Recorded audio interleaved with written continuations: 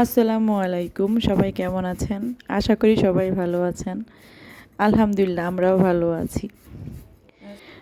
আজকেও চলে আসলাম আপনাদের সামনে একটা ভিডিও নিয়ে। যদি ভিডিওটি ভালো লাগে তাহলে লাইক কমেন্ট করতে ভুলবেন না, সাবস্ক্রাইব করবেন, পাশে থাকা বেল আইকনটি বাজিয়ে দিবেন পরবর্তী ভিডিওটি পেতে। আজকে সারাদিন আপনাদের যা যা করছি সব কিছুই দেখাবো। সারাদিন বলতে আসলে আজকে দুপুর থেকে আসলে কাজগুলো করা হচ্ছিল। আজকে খুব শরীরটাও ভালো না, কয়েকটা দিন যাবৎ খুবই অসুস্থ, তাই তেমন কোনো একটা কাজ বা করতেছি না, সব কিছুই টুকিটাকি করা হচ্ছে। তো এই দিক দিয়ে আমি প্রথমেই পেঁয়াজ কেটে নিচ্ছিলাম। পেঁয়াজ কাটতে গেলে কার কার চোখ দিয়ে পানি পড়ে কমেন্ট করে জানাবেন। আমি তো আসলে একদমই পেঁয়াজ কাটতে পারি না, মানে পেঁয়াজ একটা বা দুইটা পেঁয়াজ আমি কাটতে পারি না, চোখ দিয়ে প্রচুর পানি বের হয়। মানে পেঁয়াজের কথা শুনলে চোখে পানি বের হয়। কার কার যার যার কান্না না আসে সে পেঁয়াজ কেটে কেটে কান্না করে দিবেন। দুষ্টামি করলাম সবার সাথে। এদিক দিয়ে আমি পেঁয়াজ কাটছিলাম, কিছু পরিমাণে রসুনও কেটে নিচ্ছিল নীলু। ও হচ্ছে আমার বাসার মেয়ে। আসুক।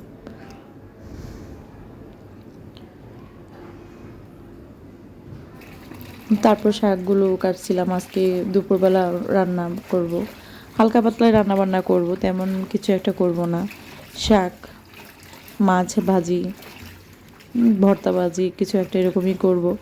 আজ 3-4 দিন যাবৎ হচ্ছে আসলে আমার ঘুম হচ্ছিল না রাতে, একদমই ঘুম হচ্ছিল না। রাতেও না, দুপুরবেলা যে ঘুমাবো ওরকমও না। সারাটা দিনই কেমন যেন শরীরটা খুবই খারাপ একটা অবস্থা যাচ্ছে। শরীর ভালো না থাকলে আসলে মন কোনোটাই ভালো থাকে না। শরীরটাই আসলে, মানে কি বলবো, এত অসুস্থের ভিতর দিয়ে যাচ্ছি, মানে বলার বাহিরে। এদিক দিয়ে বাচ্চা কাচ্চাও আছে, যেহেতু ওদেরকে নিয়েও আসলেও সময় কাটতে হয়, ওদেরকে নিয়ে অনেক কিছু করতে হয়, না চাইতেও অনেক কিছু ওদের জন্যও করতে হয়, যেহেতু ছোটো বাচ্চা। আসলেও মানে এমন একটা শরীর, এই শরীর নিয়ে আসলেও পারি না না করতেও, আবার পারি না দেখা যায় না করে থাকতেও। এইবার যে নীলু শাকগুলো আবার ধুয়ে দিচ্ছিল, ও আবার মানে কাটাকাটি যা আছে টুকটাক সব কিছু করে দেয় আমাকে। তো ওই দিক দিয়ে শাকগুলো ভালোভাবে ধুয়ে নিচ্ছিলাম।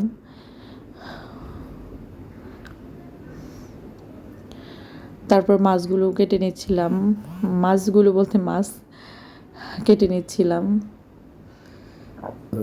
মাছের হাঁসগুলো প্রথমে ছাড়িয়ে নিচ্ছিলাম।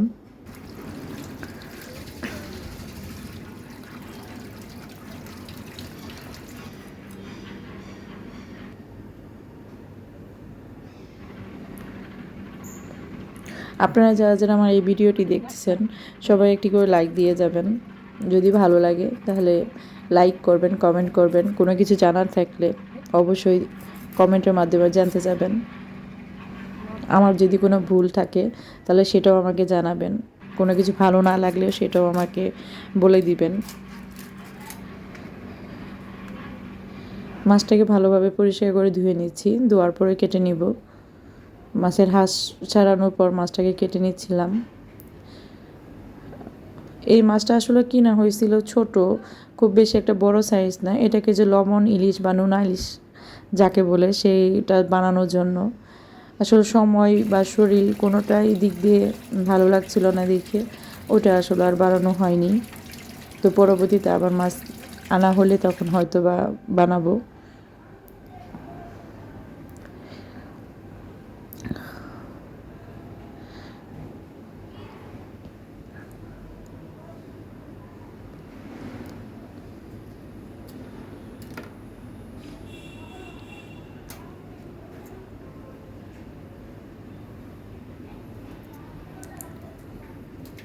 মাছগুলো এখানে পরিষ্কার করে ধুয়ে নিচ্ছিলাম।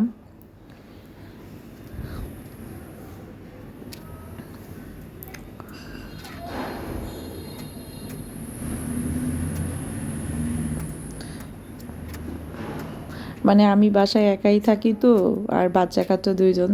তো বড় ছেলে তো প্রায় সময় স্কুলেই থাকে, এখন তো স্কুল বন্ধ ছিল। তো যতটুকু সময় নীলু থাকে ওর আর আমার দুজনের সাথেই আসলে কথাবার্তা হয়। এছাড়া আসলে কথা বলার মতো দেখা যায় ওরকম সময় বা মানুষ পাই না। পাশে ফ্ল্যাটে যাব বা কথা বলবো, আসলে বাচ্চা কাচ্চা নিয়ে ওরকম সময় হয় না। তো এরপর যখন সায়ানের বাবা বাসায় আসে, এরপর তো আমরা কথা বলি বা যাই হোক, রাতের তো আছেই কাজ টুকিটাকি এসেই। তো ওই দেখা যায় আমার নীলুর সাথে সময় কাটানো হয়, প্রায় 4-5 ঘন্টা ওর সাথে আমার সময়টা বেশি চলে। এদিক দিয়ে আবার ডিম সিদ্ধ করছিলাম, সিদ্ধ করে সেগুলো খোসা চিলে নিচ্ছিলাম। ভাবলাম যে বাচ্চাদের জন্য একটু ডিম ভুনা করে দিই, যেহেতু আজকে কোনো মাছ বা মাংস কোনো কিছু রান্না করব না, শুধু শাক টাক দিয়ে বাচ্চারা খেতে পারবে না, এই জন্য ভাবলাম যে ওদের জন্য একটু ডিমটা করে দিই। এদিক দিয়ে আমি চুলায় আবার শাকগুলো বসিয়ে দিলাম। শাকটা শাকটা সিদ্ধ হবে।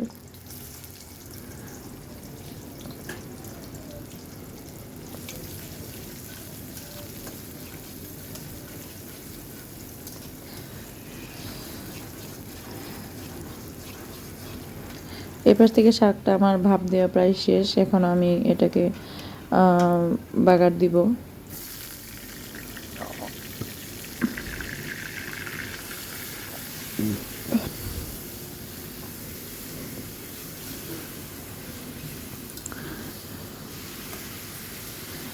এই তো কড়াইয়ে তেল, তারপরে হচ্ছে রসুন পেঁয়াজ এগুলো দিয়ে দিলাম, দিয়ে একটু ভেজে নিব লাল লাল করে।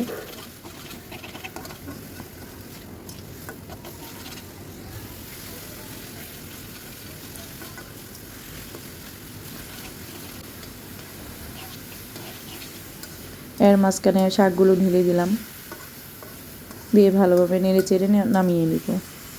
শর্টকাট রান্না, কিন্তু খেতে কিন্তু অনেক ভালো লাগে। লাল শাকটা আসলে স্বাস্থ্যের জন্য ভালো, বাচ্চাদের জন্য খুবই উপকারী। আর এর সাথে যদি লেবুর পাতা হয় তাহলে তার কোনো কথাই নেই, কিন্তু আমার আসলে লেবুর পাতা দিতে মনেও ছিল না।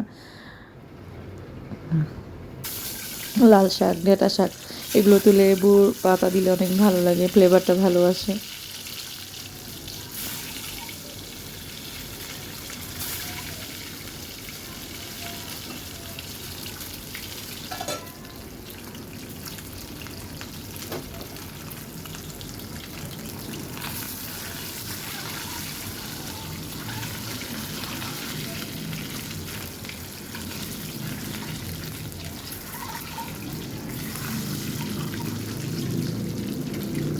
ডিমগুলো ভেজে নিচ্ছি, হলুদ দিয়ে ডিমগুলো ভেজে নিব।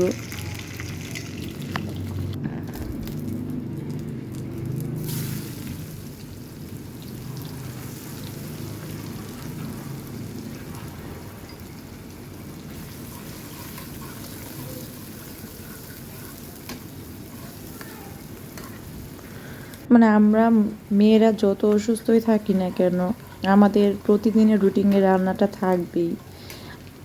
সেটা হোক হাজব্যান্ডের জন্য, বাচ্চার জন্য, ফ্যামিলির জন্য, মানে রান্নার অপশনটা থাকবেই। আপনি যত বাইরে থেকে কিনে খান না কেন, মানে দিনে একবেলা হলেও আপনাকে রান্নার ঘরে ঢুকতে হবে, কিছু না কিছু রান্না বান্না করতে হবে বা কোনো নাস্তা তৈরি করতে হবেই। এই জায়গা থেকে আসলে আমাদের ছুটি নেই, বিশেষ করে মেয়েদের ছুটি নেই বললেই চলে। এর পাশে আমি আবার কড়াই তেল দিয়ে দিলাম, তেল দিয়ে পেঁয়াজ ভেজে নিচ্ছিলাম ডিমের জন্য।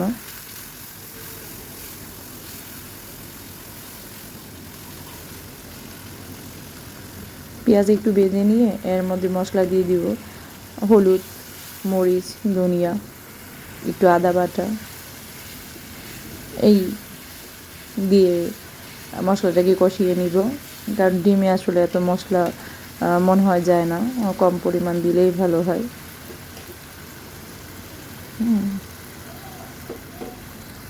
আসলে রান্না এক একজনের এক এক স্টাইলে করে রান্না, আসলে এক একজন এক একভাবে করে রান্নার কোনো আসলে ধরন বা নিয়ম জানি না, যে আসলে যেরকম করে রান্না করে তার কাছে সেটাই বেস্ট।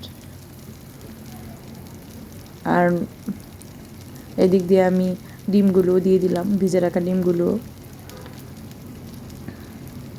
দিয়ে এটা আমি ভালো করে কষিয়ে এরপর হচ্ছে একটু পানি দিয়ে আমি ঢাকা দিয়ে দিব।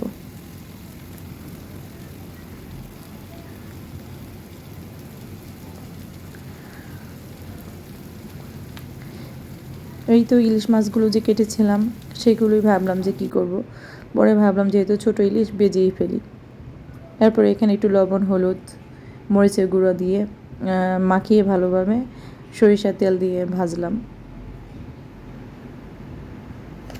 আজকে একটু হালকা পাতলা রান্নাবান্না করছিলাম, বা যেগুলো দেখা যায় খুব তাড়াতাড়ি হয়ে যাবে সেরকমই কিছু একটা ভাবছিলাম, কারণ আমি আবার হসপিটালে যাব। যেহেতু বললাম না 4-5 দিন যাবৎ ঘুম হচ্ছিল না, বা শরীরটা খুবই দুর্বল লাগতেছিল, তো ভাবলাম যে ডাক্তারটা না দেখালেই না। বাচ্চাটারও সমস্যা, ছোটো বাবুটারও একটু শরীরটা খারাপ, তো ওকেও একটু দেখাই আসি, আমিও একটু যাই, তো একসাথে 2 কাজ হয়ে যাবে। তো এই তো এর মাঝখানে আমি আবার যেহেতু ভালো লাগতেছিল না, নীলুকে বললাম যে একটু ভর্তা টর্তা কিছু একটা বানাই দাও। তো নীলু আবার এইখান দিয়ে একটু বেগুন ভর্তা, কালিজিরা ছিল, কালিজিরা ভর্তা, তারপর হচ্ছে শুটকি ভর্তা, টাকি মাছ ভর্তা, এগুলো করছে। তো ওগুলো আসলে ভিডিও আমি আসলে করতে পারি নাই, ও কখন করছে ঠিক বুঝতেও পারি নাই, যেহেতু আমার শরীরটা ভালো ছিল না। ও ওর মতো করে নিছে, আমি ওকে বলে দিয়েছিলাম। তো এই আজকে আমাদের এরকমই সাদামাটা খাবার, ডিম, লাল শাক, মাছ ভাজি, ভর্তা। আসলে যখন শরীর ভালো না থাকে না, তখন আমার কাছে মনে হয় মাছ মাংস হচ্ছে না, এই ভর্তাবাজিগুলোই খুব ভালো লাগে, এবং ভর্তাবাজিগুলো আমার খুব প্রিয়। আমি আসলে মাছ খাই না বললেই চলে, শুধুমাত্র ইলিশ মাছটা বা ছোটো মাছ। এদিক দিয়ে আমার বড় ছেলে সায়ন খাচ্ছিল, তো আবার একটু ক্যামেরার সামনে একটু আনইজি ফিল করতেছিল যে আম্মু তুমি ক্যামেরা ধরছো, আমি আসলে খেতে লজ্জা পাচ্ছি।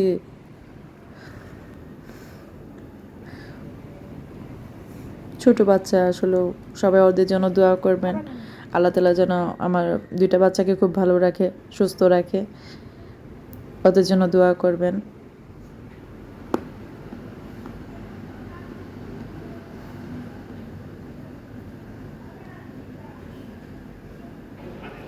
এদিক দিয়ে আবার মাছ ভাজি খাচ্ছিল, মাছ ভাজি বলতে মাছের ডিম ছিল, ইলিশ মাছের ডিম। ও সেটাকে খুব মানে গুড গুড ভালো ভালো বলতেছিল, এরকম কিছুই। ও আবার ইলিশ মাছটা খেতে পারে না, কাটা বেছে ইলিশ মাছটা খেতে পারে না। তো এখন বড় হয়ে গেছে, আর হলো ছোটো বাবু রেখে ওকে মাছ বেছে বা খাইয়ে দেওয়াটা আমার জন্য একটু ঝামেলাকর বা কষ্ট মনে হয়। তারপরেও পাশে বসে থাকতে হয়, যতক্ষণ খাবে ও বসে থাকতে হবে ওর সাথে সাথে এখনও। এরপর আমরা 3টা 3:30টার দিক দিয়ে চলে আসলাম হসপিটালে।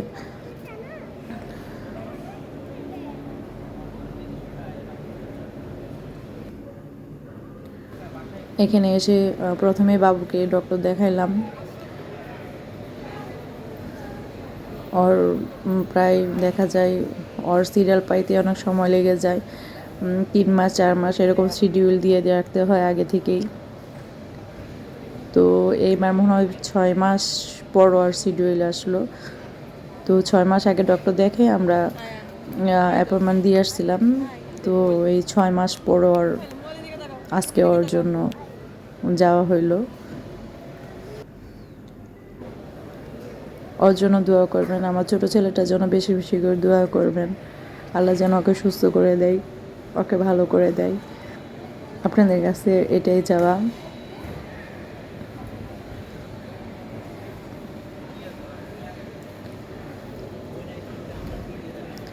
এরপর একটু নাস্তা করছিল, বলতেছিল যে আম্মু কিছু খাবো, তো এরপর ওকে একটু কেক খাওয়াচ্ছিলাম।